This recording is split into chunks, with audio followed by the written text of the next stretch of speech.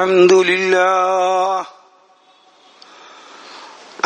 لله رب العالمين. الحمد لله الذي أنزل على عبده الكتاب ولم يجعل له عوجا.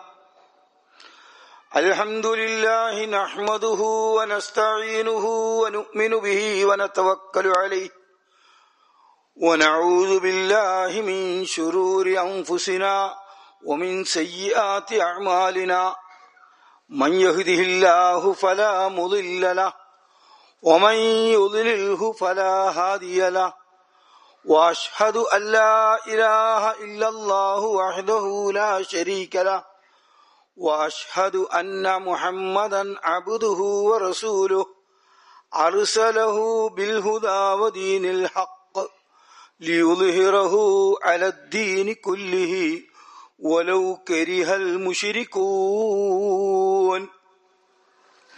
اللهم صل على محمد وعلى آل محمد كما صليت على إبراهيم وعلى آل إبراهيم. اللهم بارك على محمد وعلى آل محمد كما باركت على إبراهيم وعلى آل إبراهيم إنك حميد مجيد.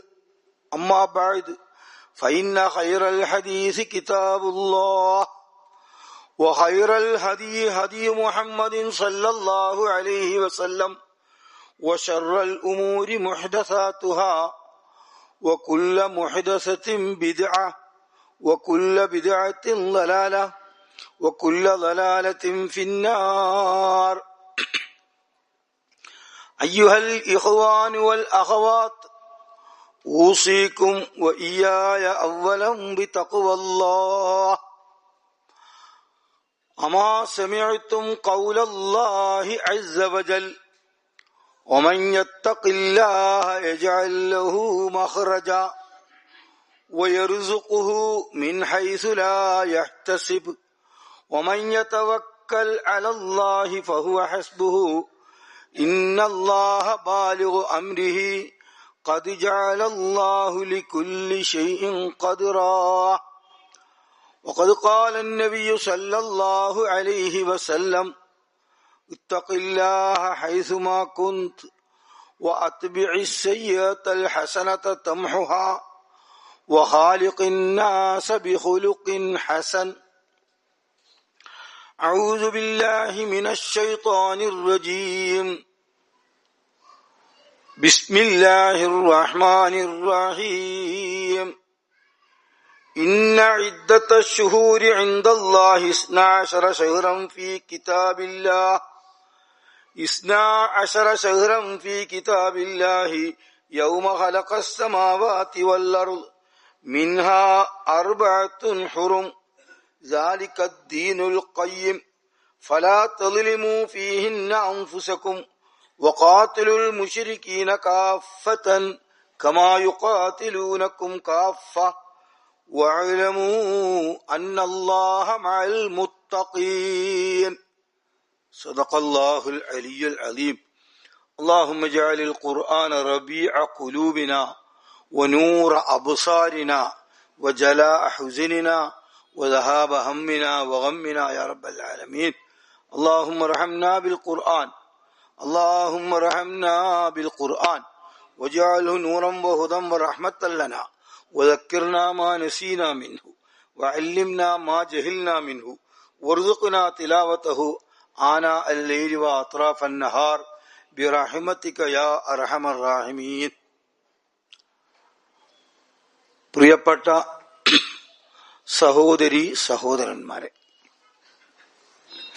നമ്മളെല്ലാവരുടെയും നമ്മൾക്കറിയുന്നതും നമ്മൾ അറിയാത്തതുമായ സർവ പ്രപഞ്ചങ്ങളുടെയും സകല സംവിധാനങ്ങളുടെയും സൃഷ്ടാവും നിയന്താവും പരിപാലകനുമായ സർവശക്തനും സർവജ്ഞനുമായ സർവോപരി അർഹമുർ-റാഹിമീനായ റബ്ബിന്റെ വിധിവിലക്കുകളെല്ലാം നമ്മുടെയൊക്കെ വ്യക്തി ജീവിതത്തിലും കുടുംബ ജീവിതത്തിലും സാമൂഹ്യ ജീവിതത്തിലും നിഷ്ഠാപൂർവം പ്രാർത്ഥനാപൂർവം പതിവായി പാലിച്ചും സൂക്ഷിച്ചും തികഞ്ഞ തഖ്വയിൽ അധിഷ്ഠിതമായ നല്ലൊരു ജീവിതം, സൗന്ദര്യവും സന്തുലിതത്വവുമുള്ള അച്ചടക്കമുള്ള നല്ലൊരു ജീവിതം കൂട്ടായി കെട്ടിപ്പടുക്കാൻ, അങ്ങനെയുള്ള നല്ലൊരു ജീവിതം കൂട്ടായി നയിക്കാൻ ഞാനും നിങ്ങളും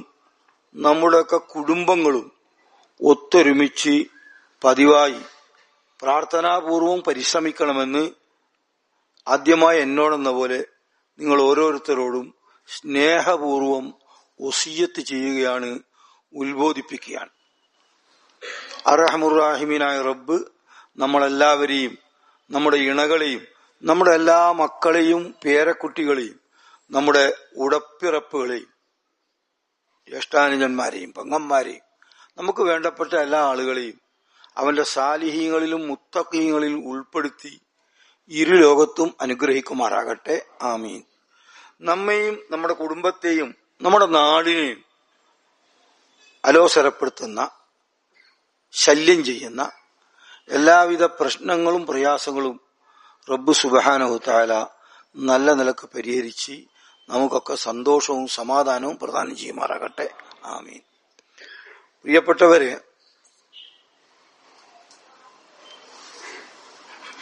രജബ് മാസം പിറന്നിരിക്കുകയാണ്. അല്ലാഹു തആല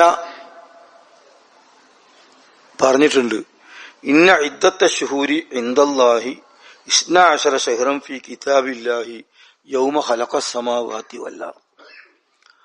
അള്ളാന്റെ അടുക്കൽ, അള്ളാന്റെ രേഖയിൽ വർഷത്തിൽ 12 മാസമാകുന്നു.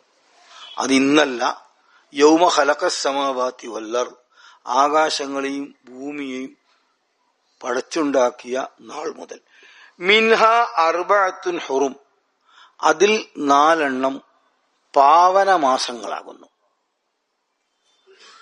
യുദ്ധനിരോധിത മാസങ്ങളാകുന്നു, സമാധാനം കുറെ കൂടി മുറുകെ പിടിക്കേണ്ടുന്ന മാസങ്ങളാകുന്നു.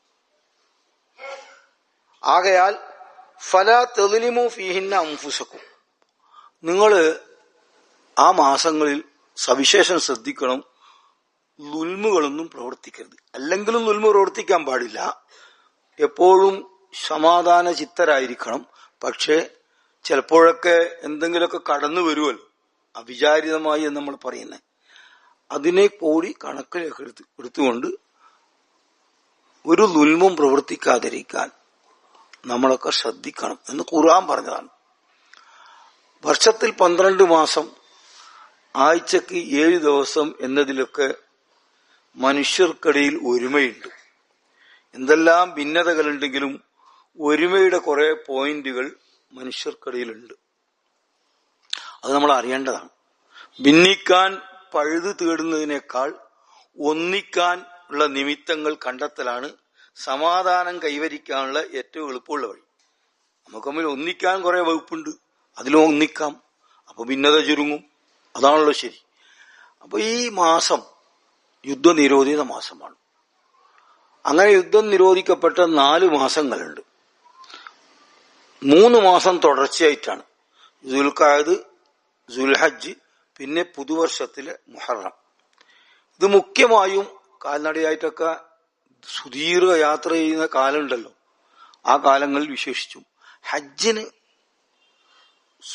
സൗഹൃദാന്തരീക്ഷം, സമാധാനാന്തരീക്ഷം, സുരക്ഷിതമായ അന്തരീക്ഷം ഉണ്ടാവുക എന്ന ഒരു ഉദ്ദേശം കൂടി ഇതിൽ ഉള്ളടങ്ങിയിട്ടുണ്ട്.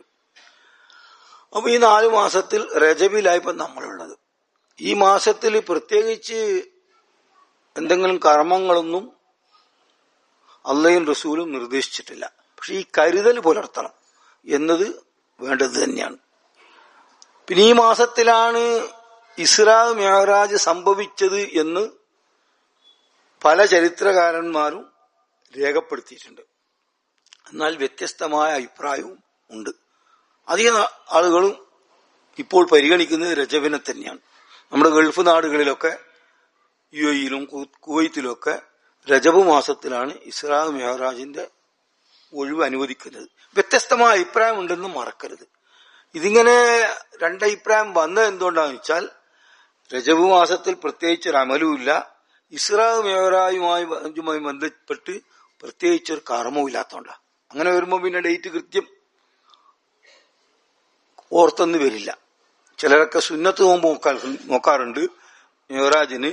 അങ്ങനെ ഒരു സുന്നത്തില്ല. എന്നാൽ ആളുകൾക്ക് എപ്പോൾ നോമ്പ് നോക്കാവുന്നതാണ്. അത് മറ്റൊരു വിഷയം. ഏതായാലും അത് അല്ല ഇന്നത്തെ വിഷയം. രജബിനൊരു സന്ദേശമുണ്ട്. ഹദീസിന്റെ ആശയങ്ങളിൽ വന്നൊരു പ്രാർത്ഥനയാണ് ആ സന്ദേശം. എന്താണ്? അല്ലാഹുമ്മ ബാരിക് ലനാ ഫീ രജബിൻ വ ശഅബാൻ വബല്ലിഗ്നാ റമളാൻ. ഇതൊരു പ്രാർത്ഥനാ വാക്യമാണ്. നബി സല്ലല്ലാഹു അലൈഹി വസല്ലം പ്രാർത്ഥിച്ചിട്ടെന്നാണ് ചില രേഖകൾ മനസ്സിലാകുന്നത്. എന്തായാലും ഈ പ്രാർത്ഥനയുടെ പ്രമേയം നമുക്ക് വളരെ പ്രസക്തമാണ്. വളരെ പ്രസക്തമാണ്. രജബിലും ശഅബാനിലും പടച്ചോനെ ഞങ്ങൾക്ക് ബർക്കത്തിനെ ചെയ്യണം. വബല്ലിഗ്നാ റമളാൻ, റമളാനിലേക്ക് നീ ഞങ്ങളെ എത്തിക്കണം. ഇതൊരു നല്ല മനസ്സിൽ നിന്നുണ്ടാകേണ്ടുന്ന ഒരു നല്ല പ്രാർത്ഥനയാണ്. ഒരു അനുകൂലാന്തരീക്ഷം വരുമ്പോൾ അതിനെ പരമാവധി പ്രയോജനപ്പെടുത്താൻ വെമ്പുന്ന, നന്മകൾ വർദ്ധിപ്പിക്കാൻ, നന്മകൾ അധികരിപ്പിക്കാൻ ഉള്ളാലെ കൊതിക്കുന്ന ഒരു മനസ്സാണ് ഈ പ്രാർത്ഥനയിൽ ഉണ്ടാവേണ്ടത്.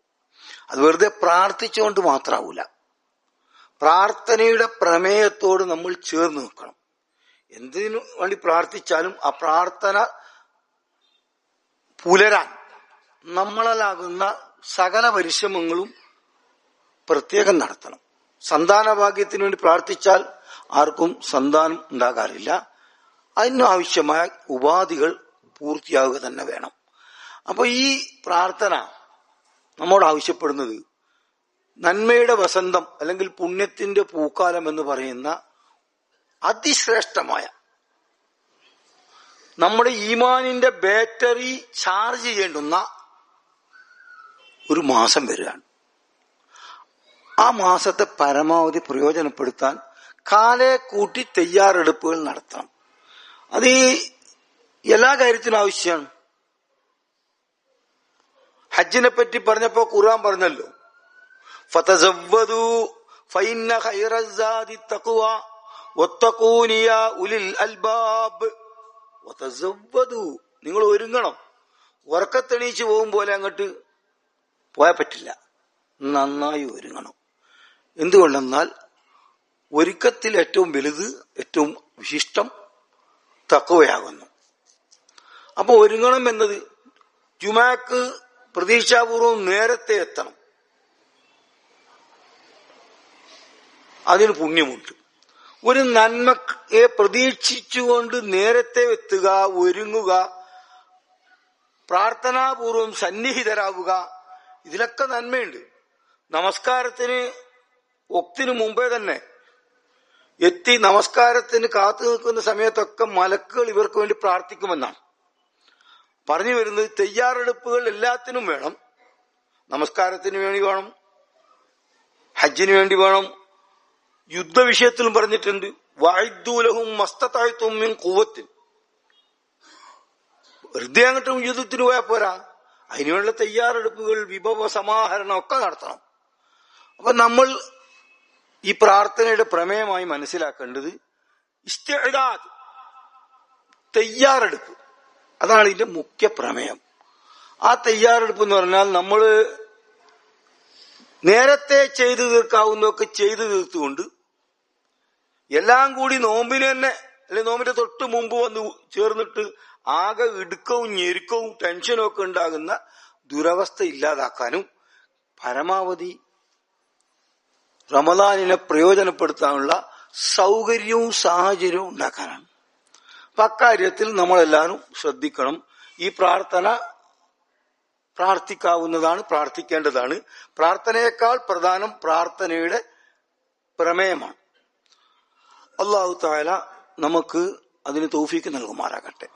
നബി സല്ലല്ലാഹു അലൈഹി വസല്ലം പറഞ്ഞിട്ടുണ്ട്, ഒരാള് ഒരു നന്മക്ക് വേണ്ടി ഒരുങ്ങുക, അതിനുവേണ്ടി പ്രാർത്ഥനാപൂർവം കാത്തിരിക്കുക എന്ന് വന്നാൽ വിധിവശാൽ അദ്ദേഹം ആ സംഗതി സാധിക്കുന്നതിന് മുന്നേ മരിച്ചാൽ അദ്ദേഹത്തിന് പ്രത്യേകമായ പരിഗണനയുണ്ട്, പ്രത്യേകമായ പുണ്യമുണ്ട്. കാരണം അതിനുവേണ്ടി ഒരുങ്ങുകയായിരുന്നു, പ്രതീക്ഷാപൂർവം പ്രാർത്ഥിച്ച് കഴിയുകയായിരുന്നു.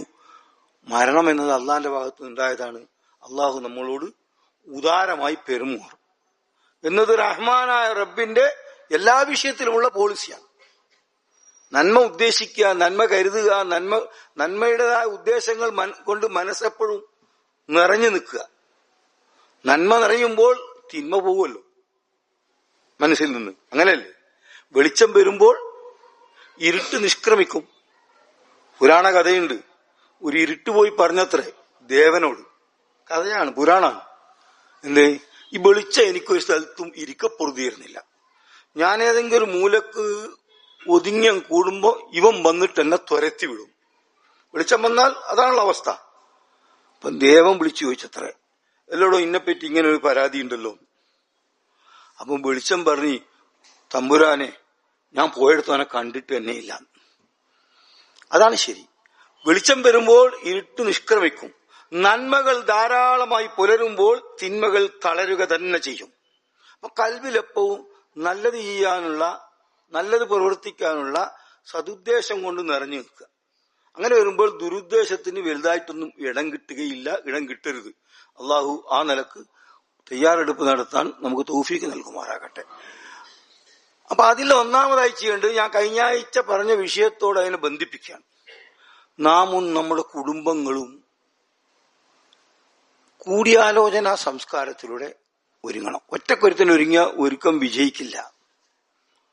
നേരത്തെ തന്നെ ജുമാക്ക് പോകാൻ പോകുമ്പോ ഭാര്യ വന്നിട്ട് മരുന്ന് വെച്ച് കിട്ടുന്നിട്ട് ഇതും വാങ്ങി തന്നിട്ട് പോടുന്നു പറഞ്ഞാൽ പിന്നെ അതോടുകൂടി നമ്മൾ നീയത്ത് നടക്കാതെ പോകും. അപ്പൊ നമ്മൾ കുടുംബത്തിൽ നന്മകൾ എല്ലാം പരസ്പര സഹായ സഹകരണങ്ങളിലൂടെ സാധിക്കുള്ളൂ. കുടുംബത്തിൽ കൂടിയാലോചന സംസ്കാരം വേണം. ഖുർആനിൽ കൂടിയാലോചന പറഞ്ഞ രണ്ട് കാര്യത്തിലാണ്. ഒന്ന് രാഷ്ട്ര ഭരണത്തിലും, രണ്ട് കുടുംബ ജീവിതത്തിലുമാണ്. നമ്മൾക്കിടയിൽ കൂടിയാലോചന സംസ്കാരമുണ്ടോ എന്ന് ആത്മാർത്ഥമായി പരിശോധിക്കണം. ഞാനങ്ങ് പറയും, നീ അപ്രകാരം നടത്തിയാ മതി എന്ന സ്വേച്ഛാധിപത്യമാണോ ഉള്ളത് എങ്കിൽ തെറ്റാണ്, തിരുത്തേണ്ടതുണ്ട്. ഭാര്യ സന്താനങ്ങളുമായും ഇനി ബന്ധപ്പെട്ട മറ്റു ചിലരുമായും സവിസ്തരം, സഗൗരവം, തെളിഞ്ഞ മനസ്സോടെ കൂടിയാലോചന നടത്തുക എന്നത് ഇസ്ലാമിന്റെ അസ്ലുമായി ബന്ധപ്പെട്ടതാണ്. ഇതിൽ ഖുർആനിൽ ഒരുപാട് മാതൃകയുണ്ട്. ഒന്ന് രണ്ടെണ്ണം മാത്രം നിങ്ങളുടെ മുമ്പിലൊക്കെ ചൂണ്ടിക്കാണിക്കാം. അതിലൊന്ന് നമ്മുടെ മില്ലത്തിന്റെ മേൽവിലാസം ഇബ്രാഹിമി മില്ലത്താണല്ലോ. അതിൽ ഇബ്രാഹിം നബി അലൈഹി സ്വലാമിനോട് അള്ളാഹ് പറഞ്ഞല്ലോ പുത്രനെ ബലി കൊടുക്കാൻ. അതിൽ പിന്നെ വേറെ അപ്പീലുണ്ടോ? അള്ളാഹു പറഞ്ഞത് നബിനോട്, പിന്നെ അർത്ഥം എന്നല്ലാണ്ട് വേറെ എന്താ എന്നല്ലല്ലോ സൂറത്തു സാഫാത്തിൽ നമുക്ക് മനസ്സിലാകുന്നത്. മറിച്ച് ഇബ്രാഹിം നബി അലൈഹിസ്സലാം വീട്ടിൽ ഗൃഹയോഗം ചേർന്നു എന്ന് പുതിയ ഭാഷയിൽ പറയാം. ബാപ്പയും മകനും തമ്മിലുള്ള സംഭാഷണം സൂറത്തു സാഫാത്തിൽ പറയുന്നുണ്ട്. ന്യായമായും ബാപ്പയും മകനും സംസാരിക്കുമ്പോൾ ഉമ്മ അല്ലെങ്കിൽ കുടുംബ നായിക ഉണ്ടാകണം. ഉമ്മാനെ പുറത്തു നിർത്തിയിട്ടൊരു കൂടിയാലോചന ഇല്ലല്ലോ. അത് എന്തായാലും ഉണ്ടാവുകയും ചെയ്യും. വൈദ്കാല ഇബ്രാഹിം അലൈഹിസ്സലാം പറഞ്ഞ നേരം, യാ ബുനയ്യ വത്സലപുത്ര, അങ്ങനെയാണ് വത്സലപുത്ര. മക്കളെ സംബോധനം ചെയ്യേണ്ടത് എങ്ങനെയാണ് എന്നതിലേക്ക് അത് സൂചനയാണ്. ബാപ്പാക്ക് മകന്റെ മുകളിൽ വലിയ അധികാരമുണ്ട്, തർക്കമൊന്നുമില്ല. പക്ഷേ എന്ന് വെച്ച് ശരിയല്ലാത്ത, മോശമായ, പരുഷമായ ഭാഷയിൽ മക്കളെ സംബോധന ചെയ്യരുത്. ഇത് ഇവിടുന്ന് കിട്ടുന്ന പാഠമാണ്. ഖുർആൻ അങ്ങനെ ഓരോന്നിലും പാഠങ്ങളുണ്ട്.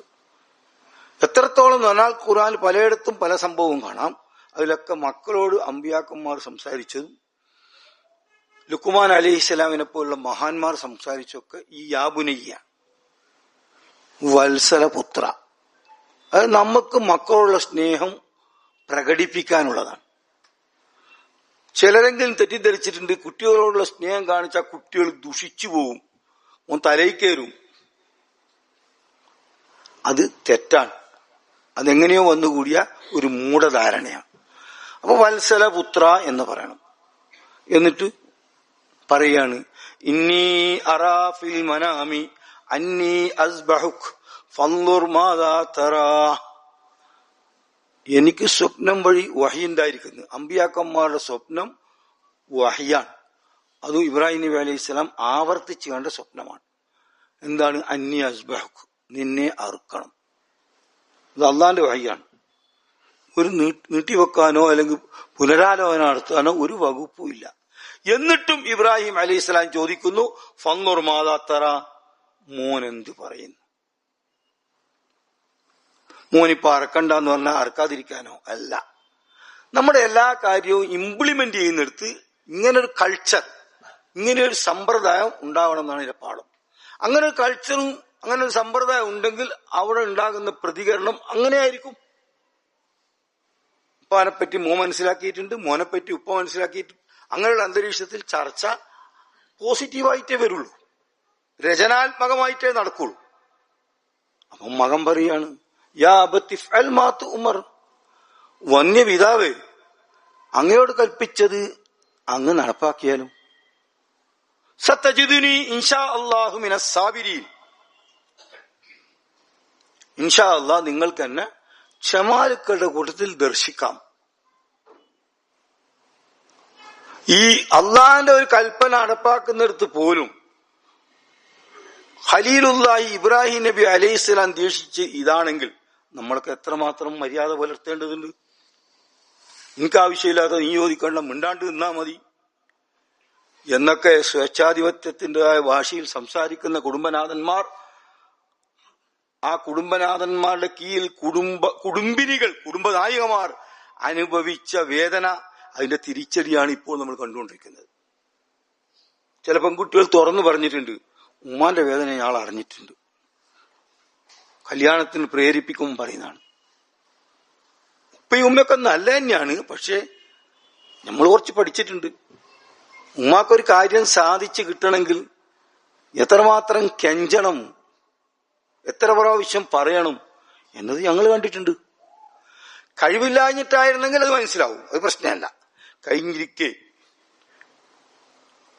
അപ്പൊ കുട്ടികൾ ചിന്തിക്കുന്നു, ഞങ്ങൾക്ക് സ്വന്തമായി ജോലി വേണം, സ്വന്തമായി വരുമാനം വേണം, ആകയാൽ കെട്ടിയവനോട് കെഞ്ചുന്ന ഗതികേടുണ്ടാവാതിരിക്കണം, ഓൺലൈനിൽ സാധനം ആരോടും ചോദിക്കാണ്ടെങ്കിൽ വരുത്താം.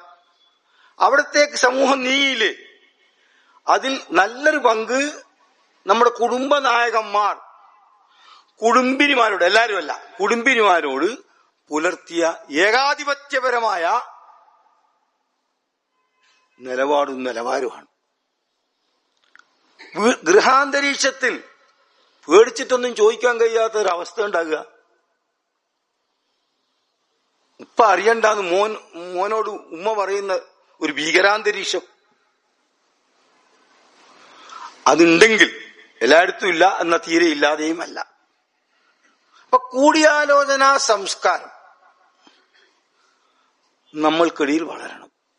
അതിൽ ഇസ്ലാമ് പറഞ്ഞതാണ്, കൂടിയാലോചന ഇല്ലാതെ നടത്തിയാൽ അത് അവനവനിക്ക് തന്നെ വിനയാണ്, അവനവന് തന്നെ വിനയാണ്. അത് പരത്തി പറയേണ്ടതില്ല, ഓരോരുത്തരും ഒന്നും മനസ്സിരുത്തി ചിന്തിച്ചാൽ മതി. എന്റെ മകൾക്ക് പുതിയാപ്പിളിനെ എടുക്കാനുള്ള അധികാരം എനിക്കുണ്ട്. ഞാൻ കണ്ണൂരിൽ നിന്ന് ഒരാളോട് സംസാരിച്ചുറപ്പിച്ച് പോയിട്ട് പെരി പോയി പറയാണ്, അത് മോൾക്ക് പുതിയാപ്പിള ഉറച്ചിക്ക് ആങ്ങളോട് പറഞ്ഞേക്ക് അടുത്ത 28-ാം തീയതിക്ക് അറേഞ്ച്മെന്റ് ഉണ്ടാക്കാം. അപ്പൊ ചോദിക്കുമല്ലോ സ്വാഭാവികമായിട്ട്, അല്ലപ്പ ആരാ കേടിയാ, എനിക്ക് ആവശ്യമില്ലാതെ നീ ചോദിക്കണ്ട, നീ ഇന്ന പണിയെടുത്താൽ മതി. ഇങ്ങനെ പറഞ്ഞ കാലവും അത്ര പഴയതല്ല. അങ്ങനെ കല്യാണം നടന്നു വെക്കുക വിധിയാണല്ലോ. സംഭവവശാൽ ഈ പുതിയാപ്പിള പരാജയമാണെങ്കിൽ ഈ ചങ്ങായിക്ക് പിന്നവിടെ കിടന്നുറങ്ങാൻ കഴിയുമോ? ചിന്തിക്കാൻ വേണ്ടി തന്നെയാ പറയുന്നത്. അതിന്റെ കൂടിയാലോചനയിലൂടെ സംഗതി രൂപപ്പെടുത്തിയാൽ കൂട്ടുത്തരവാദിത്തമുണ്ട്. എല്ലാവരുടെയും ഇംഗിതം മാനിച്ചും എല്ലാവരോടും കൂടിയാലോചിച്ചും എല്ലാവരും സമ്മതിച്ചുമാണ് നടത്തിയെങ്കിൽ ഒരാൾക്കായിട്ട് അധികമായ ആക്ഷേപം കേൾക്കേണ്ടി വരില്ല. അപ്പൊ കുടുംബാന്തരീക്ഷത്തിൽ അല്ലറ ചില്ലറ പിഴവുകളൊക്കെ മനുഷ്യ സഹജമാണ്. ഇങ്ങനൊരു കൾച്ചർ ഉണ്ടായിരിക്കണമെന്നാണ് ഉണർത്തുന്നത്. അത് നമ്മൾക്ക് നന്മകൾ പ്രവർത്തിക്കുന്ന വിഷയത്തിലും വേണം. രജബെത്തി നമ്മൾ സക്കാത്തിന്റെ കണക്കെല്ലാം നോക്കണ്ടേ? നോക്കണോ? ചിലപ്പോ സ്റ്റോക്കുകൾ എടുത്ത് റമദാൻ ആകുമ്പോഴത്തേക്ക് കാര്യങ്ങളോ അങ്ങനെ റമദാൻ രജബിലോ ഷഹബാനിലോ നമ്മൾ തിട്ടപ്പെടുത്തേണ്ടി വരും. അങ്ങനെ ഓരോ കാര്യത്തിലും അമലുകൾ വർദ്ധിപ്പിക്കണം, ഖുർആനുമായുള്ള ബന്ധങ്ങൾ വർദ്ധിപ്പിക്കണം.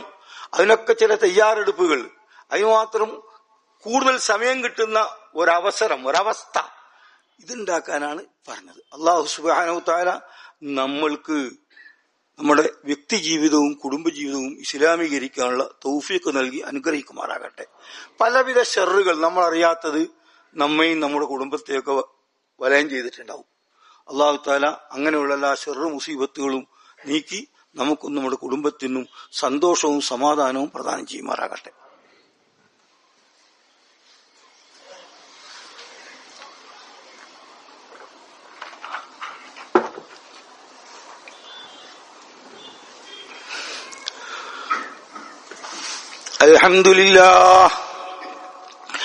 അൽഹംദുലില്ലാഹി റബ്ബിൽ ആലമീൻ വൽആഖിബത്തു ലിൽമുത്തഖീൻ വലാ ഉദ്വാന ഇല്ലാ അലൽ ളാലിമീൻ.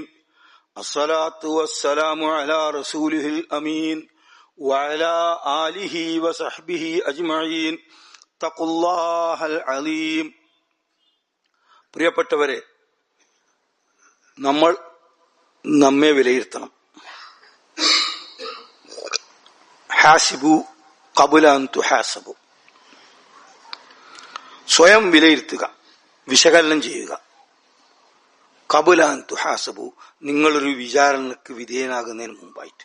അപ്പം നമ്മുടെ നിലപാടുകൾ, നമ്മുടെ സംസാരങ്ങൾ, സമീപനങ്ങൾ, കെട്ടുപാടുകൾ ഒക്കെ തന്നെ അടിക്കടി പരിശോധനാ വിധേയമാക്കുന്നത് നമ്മുടെ തന്നെ നന്മക്ക് ഏറെ സഹായകമാണ്.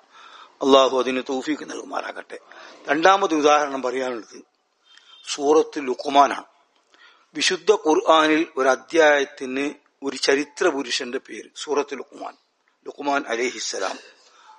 അദ്ദേഹം പ്രവാചകനാണെന്ന് അഭിപ്രായപ്പെട്ടവരൊക്കെ ഉണ്ട്. എന്തായാലും മഹാനാണെന്നതിൽ തർക്കമില്ല. ഖിയാമത്ത് നാൾ വരെയുള്ള കുടുംബനാഥന്മാർക്ക് മാതൃകയായിക്കൊണ്ട് ഒരാളെ ഉദ്ധരിക്കുകയാണ്. അദ്ദേഹം തത്വചിന്തകനാണ്, യുക്തിജ്ഞനാണ് എന്നിരിക്കെ ഒരുപാട് പ്രഭാഷണങ്ങൾ നടത്തിയിട്ടുണ്ടാവും, ഉറപ്പല്ലേ? പക്ഷെ ഖുർആൻ നമുക്ക് വേണ്ടി തെരഞ്ഞെടുത്തത് വീട്ടിന്റെ അകത്ത് പറഞ്ഞ വർത്താനം. അതും ഇങ്ങനെ തന്നെയാണ്. ലുഖ്മാൻ അലൈഹി സ്വലാമിനെ പരിചയപ്പെടുത്തിയിട്ടുണ്ട്. അതിനുശേഷം വഇദ്ഖാല ലുഖ്മാൻ ലി ഇബ്നിഹി, ലുഖ്മാൻ അലൈഹിസ്സലാം പുത്രനോട് പറഞ്ഞ സമയം, യാ ബുനയ്യ, അടിവരട്ടൊളി, യാ ബുനയ്യ ലാ തുശ്രിക് ബില്ലാഹ് ഇന്ന ശിർക ലദുൽമുൻ അലീം. വത്സലപുത്ര, നീ ശിർക്ക് ഒരു നിലക്കും പ്രവർത്തിക്കരുത്. എന്തുകൊണ്ടെന്നാൽ ശിർക്ക് ഗുരുതരമായ മാരകമായ പാതകമാണ്, തെറ്റാണ്. അപ്പൊ ഇവിടെ 3 കാര്യം, കുടുംബം ഇസ്ലാമീകരിക്കുമ്പോൾ ശ്രദ്ധിക്കേണ്ടത് 3 കാര്യം. എങ്കിലേ നമുക്ക് സൽക്കർമ്മങ്ങളിൽ മുന്നേറാൻ കഴിയുള്ളൂ. കുടുംബത്തെ ഒഴിവാക്കിക്കൊണ്ട് ഒരു സൽക്കർമ്മവും മികവോടെ അനുഷ്ഠിക്കാൻ സാധിക്കുകയില്ല. അപ്പൊ എന്താ, ഒന്ന്, നമ്മുടെ എല്ലാ സംസ്കരണ പ്രവർത്തനവും കഴിവതും സ്വന്തം പുരയിന്ന് ആരംഭിക്കണം. അതാണ് ഒന്നാമത്തെ പാഠം. ലുഖ്മാൻ അലൈഹി സ്വലാം പുരയിലും പുത്രനാണ് ഉപദേശിക്കുന്നത്. 2, അത് വിരട്ടലോ ഒതുക്കലോ ആയിക്കൂടാ, സ്നേഹമസൃണമായ ശൈലിയിലായിരിക്കണം. യാ ബുനയ്യ. 3, പലതും ഉപദേശിക്കാൻ എമ്പാടും കാര്യങ്ങളുണ്ട്. പക്ഷെ ശിർക്കിനെതിരെയുള്ള ബോധവൽക്കരണമായിരിക്കണം അതിൽ പ്രയോറിറ്റി, ടോപ്പ് പ്രയോറിറ്റി.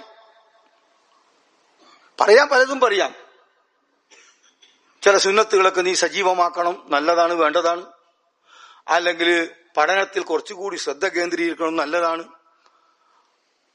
ഒക്കെ പറയാവുന്നതും പറയേണ്ടതുമായിരിക്കാം. പക്ഷെ ടോപ്പ് പ്രയോറിറ്റി ശിർക്കിനെതിരെ നമ്മുടെ കുടുംബത്തെ, നമ്മുടെ മക്കളെ എപ്പോഴും വിജിലന്റ് ആക്കുക. ശിർക്ക് എന്ന് പറഞ്ഞാൽ കീർക്കൊന്നുമല്ല, അമ്പലത്തിൽ പോക്ക് മാത്രം ശിർക്കാകുന്നില്ല, പലതും ശിർക്കാണ്. നമ്മൾ ജീവിക്കുന്നതോ ശിർക്കൻ നാഗരികതയുടെ നടുവിലുമാണ്. അതിൽ തർക്കമില്ലല്ലോ.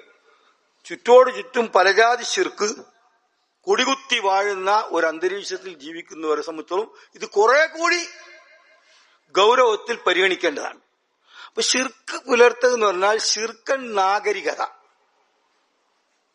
ശിർക്കിലുണ്ടായ നാഗരികതകളുണ്ട്, ഭാഷയും നാഗരികതയൊക്കെ ശിർക്കൻ നാഗരികതയിൽ നിന്നാണ് ഉരുത്തിരിഞ്ഞിട്ടുണ്ടായിട്ടുള്ളതെങ്കിൽ അതിലൊക്കെ ശിർക്കിന്റെ സ്വാധീനം ഉണ്ടാവും.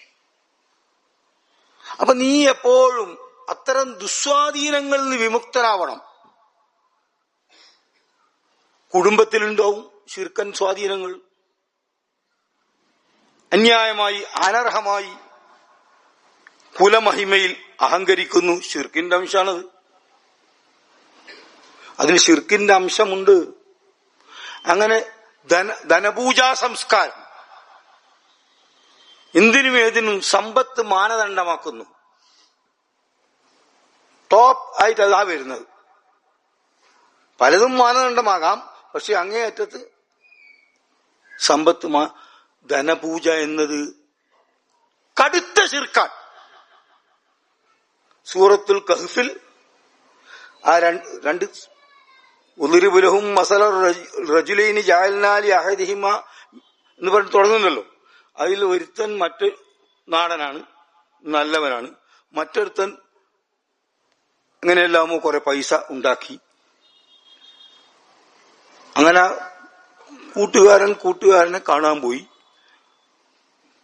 അന അക്സറു മിങ്ക മാലം വാ അക്സറു, അപ്പോ നീ എന്നേക്കാൾ ഞാനാണിപ്പോ. ഞാൻ നല്ല കാലത്ത് വെറുതെ അത് ഇതെന്നും പറഞ്ഞ് നടന്ന് മദ്രസ വള്ളി അത് ഇതെന്നും പറഞ്ഞു. ഞാൻ ആ സമയത്ത് തന്നെ അങ്ങാടെ പോയിട്ട് കുറച്ച് ഭൂമി വാങ്ങിയിട്ട് ഇപ്പൊ അതിനൊക്കെ 10 ഇരട്ടി വിലയായി. അനാക്സറുമിംഗമാനം നഫറ. അപ്പോ അങ്ങനെ പറഞ്ഞപ്പോ മറ്റോ ചോദിക്കുന്നുണ്ട്, ആ കഫർത്ത, ഒന്നായിട്ട് മദ്രസയിൽ പഠിച്ച ആളായിരിക്കും. ആ കഫർത്ത, നീ കാഫറായോ? അകഫർത ബില്ലദീ ഖലഖക മിൻ തുറാബിൻ സുമ്മ മിൻ നുത്ഫത്തിൻ സുമ്മ സവ്വാക റജുല ലകിന്ന ഹുവല്ലാഹു റബ്ബി വലാ ഉശ്രികു ബിറബ്ബി അഹദ.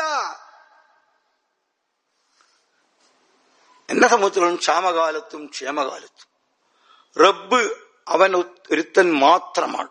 ഞാൻ ഒരു നിലക്കും ഒരർത്ഥത്തിലും ശിർക്ക് പ്രവർത്തിക്കുകയില്ല. എന്നിട്ടോ അവസാനം ഓന്റെ എസ്റ്റേറ്റിന് ക്രോപ്പിന് ദുരന്തം വലയം ചെയ്തു, ഒക്കെ കൂടി തകർന്നടിഞ്ഞു. അപ്പം വിലപിച്ചെന്താ വിലപിച്ച്? എല്ലാ വെള്ളിയാഴ്ച ഓതണല്ലോ, യാ ലൈതനീ ലം ഉശ്രിക് ബിറബ്ബി അഹദ. എന്റെ നാശമേ, എന്റെ കഷ്ടമേ, ഞാൻ ശിർക്ക് പ്രവർത്തിച്ചില്ലായിരുന്നെങ്കിൽ എത്ര നന്നായനെ. ഇവിടെ ദർഗയിൽ പോയതോ അമ്പലത്തിൽ പോയതോ ഒന്നും ഇവിടെ ഇല്ല. ജീവിതത്തിലെ വീക്ഷണം തകരാറായതാണ്. അപ്പൊ നമ്മുടെ കുടുംബത്തെ ഇസ്ലാമീകരിക്കാൻ, നന്മകളിൽ മുന്നേറാൻ നമ്മൾ ജാഗ്രത പുലർത്തണം. ഖുർആന്റെ വെളിച്ചത്തിൽ നമ്മൾ മുന്നോട്ട് പോകണം. മനുഷ്യരാണ്, അല്ലറ ചില്ലറ തകരാറും പോരായ്മയൊക്കെ ഉണ്ടാകാം. ഇടയ്ക്കിടെ ആത്മപരിശോധന നടത്തണം. അർഹമുർ റഹീമീനായ റബ്ബ് നമ്മെയും നമ്മുടെ കുടുംബങ്ങളെയും എല്ലാവിധ ശർറുകളിൽ നിന്നും മുസീബത്തുകളിൽ നിന്നും കാത്തു രക്ഷിക്കുമാറാകട്ടെ.